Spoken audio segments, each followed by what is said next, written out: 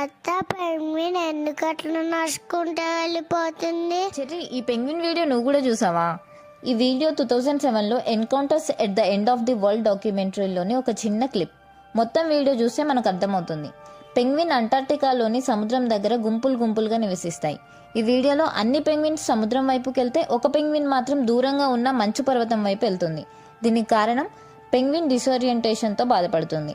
న్యూరలాజికల్గా week అయ్యి మంచు పర్వతాలని సముద్రం అనుకుని, సముద్రాన్ని మంచు పర్వతం అనుకుని ఆపోజిట్ డైరెక్షన్లో వెళ్ళిపోతుంది. మరి పెంగ్విన్ ఏమైపోయింది? పెంగ్విన్ ఆహారం లేకుండా సముద్రం నుండి 80 కిలోమీటర్ల దూరం ప్రయాణించి చనిపోయింది. మరి ఎవరు కాపాడలేరా? అక్కడ డాక్యుమెంటరీ తీసే వాళ్ళు తీసుకొచ్చి గుంపుల్లో కలిపినా అది మళ్ళీ అలానే వెళ్ళిపోయింది. దీంట్లో మనకేమర్థమైంది? ఫస్ట్ థింగ్, దానికి హెల్త్ ఇష్యూ. సరే, దాన్ని మనం ఇన్స్పైర్గా కనెక్ట్ చేయడానికి అక్కడ ఏమీ లేదు. రాంగ్ డైరెక్షన్లో వెళ్ళడం వల్ల తన ప్రాణమే పోయింది.